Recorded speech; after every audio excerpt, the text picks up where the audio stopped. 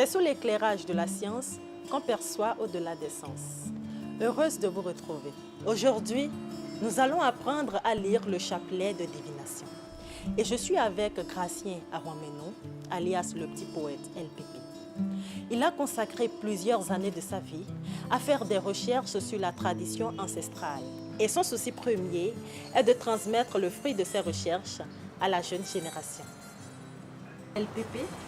Bonjour Perspective. Bonjour. Comment est-ce qu'on lit le chapelet de divination?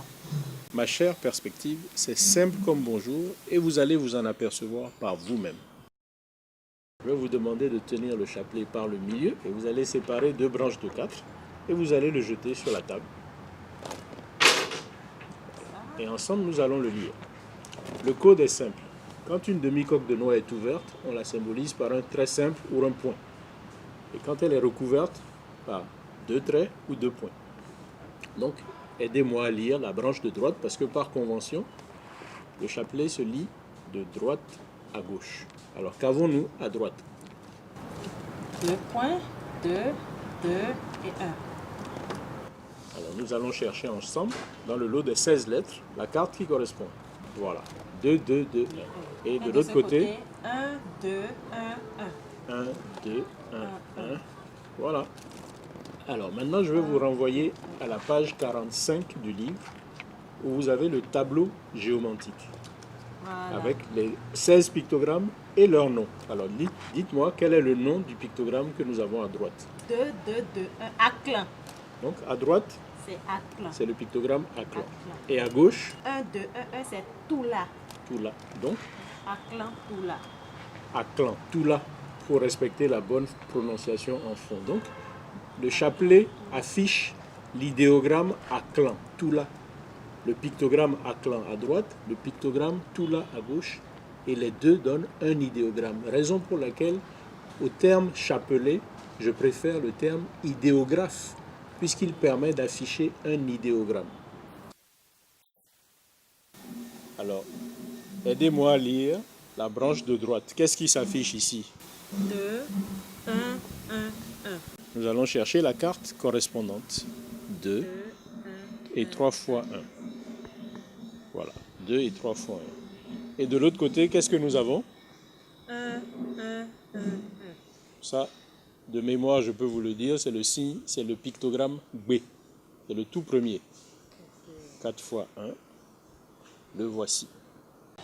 La présente configuration est la suivante. Recouvert c'est 2, ouvert c'est 1. Donc nous avons à droite 2, 1, 1, 1, symbolisé par cette carte, qui est le signe Ça. Et de l'autre côté, 1, 1, 1, 1, qui est le signe B. Ça, c'est le 10e pictogramme. B, c'est le premier pictogramme. Et la combinaison 10, 1, c'est l'idéogramme Ça, B. Voilà. C'est aussi simple que ça. Donc c'est un écran d'affichage.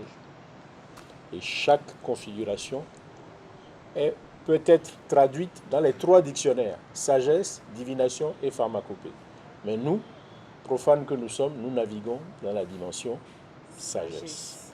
Mais comme le livre ne contient pas les 256, nous allons passer maintenant à 2 configurations qui correspondent à des enseignements figurant dans le livre. Donc la signification d'un idéogramme diffère de l'aspect dans lequel on navigue. Exactement. On a accès à 3 dictionnaires. 1 pour nous les profanes, la sagesse, et 2 pour les initiés, la divination et la pharmacopée. Donc vous voyez l'immensité des connaissances qui sont liées à un seul idéogramme. Alors ici nous avons l'idéogramme Losso, Aklan, qui correspond à la sagesse qui est présentée à la page 29. Je vous demande donc d'aller à la page 29.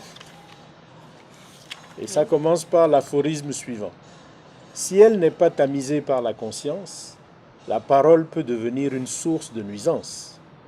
La parole n'étant pas visqueuse comme la bave, si tu l'avales, ce n'est absolument pas grave. Et quand elle est dite, tu dois être brave. Quand la parole n'est pas plus belle que le silence, mieux vaut se taire que de causer des nuisances. Quand inconsidérément tu la craches, provoquant de bien vilaines tâches, sais-tu ce que ainsi tu gâches? mensonge, médisance, jalousie et calomnie, mieux vaut se taire que de cracher des vilainies. Voilà la sagesse d'Ifa selon l'idéogramme Losso Aklan. C'est comme un adage qui dit qu'il faut tourner 7 fois sa langue dans sa bouche avant de parler. Exactement. Mais la sagesse d'Ifa, c'est bien plus... Elle est bien plus vaste que cela. En tout cas, vous voyez la différence entre le dicton populaire français et le poème tiré de la sagesse d'Ifa, qui donne le même enseignement, mais l'avantage, c'est qu'ici, c'est poétique. Habla Aklan. Donc, là, on est dans la thématique de l'éthique conjugale. Et là, c'est l'enseignement qui concerne l'éthique du couple. Et qui dit ceci? Le poème illustratif est intitulé « Compassion conjugale ». Celui-là, je le connais presque par cœur. La dualité de l'humaine condition, tenant de la femelle et du mâle. Le Créateur a voulu que par l'union, le couple mixte l'incarne de façon idéale. Dieu nous a fait distincts et complémentaires. Et c'est là où se trouve la mère qu'il a campé le Père. Pourquoi dominer l'autre, notre si précieux partenaire, en lui infligeant nos névroses pour le soumettre à l'enfer? Ne gagne-t-on pas à le traiter avec douceur et estime solidaire? Vous voyez, est-ce que vous auriez imaginé la sagesse d'Ifa prescrivant la douceur et l'estime solidaire?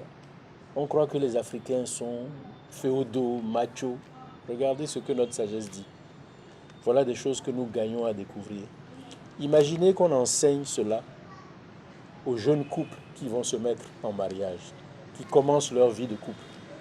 Vous ne croyez pas qu'on éviterait beaucoup de difficultés? oui, beaucoup de malcompréhension. Ça mériterait d'être affiché en poster dans les chambres des jeunes couples.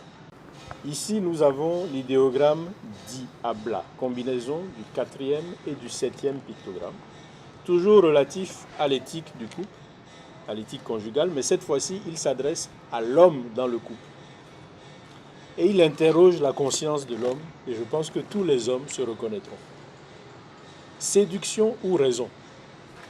Te sais-tu en redoutable péril, quand pour plaire à tout prix, tu fais le viril?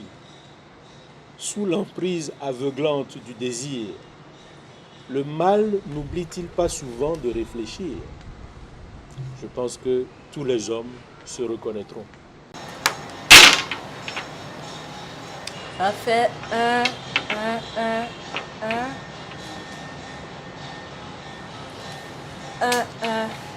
2. B, Bouddha. On va lire la sagesse d'Ifa selon l'idéogramme B, Bouddha. Et c'est à quelle Page page? 16. Médisance ou conscience. Nous avons ici l'idéogramme B, Bouddha, qui renvoie au 3e enseignement relatif à l'éthique conjugale. Et cette fois-ci, c'est l'éthique de la femme dans le couple. Médisance ou conscience?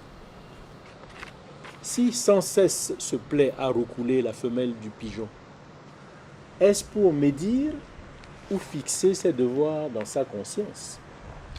N'est-ce pas sur la mère que repose paix et joie de la maison? Toute femme doit le savoir, se le répéter et s'exercer à la patience. N'est-ce pas, Perspective? Bien sûr. Et voilà, nous venons d'apprendre à lire le chapelet de divination, ou plutôt l'idéographe. Je vais finir par ce poème que j'aime particulièrement.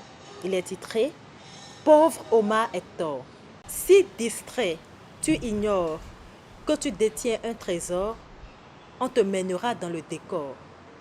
Te le réapproprier te rendra fort et bien armé pour réparer le tort. Un petit poète le clame à cri et à corps, mais le voilà extraverti. Omar Hector, il a égaré la clé de l'ancestral coffre-fort. Et nous, avons-nous aussi égaré la clé de l'ancestral coffre-fort? Avec quelques clés d'Ifa, nous ne pouvons plus nous perdre. On se retrouve une prochaine fois pour un autre numéro. Bye bye.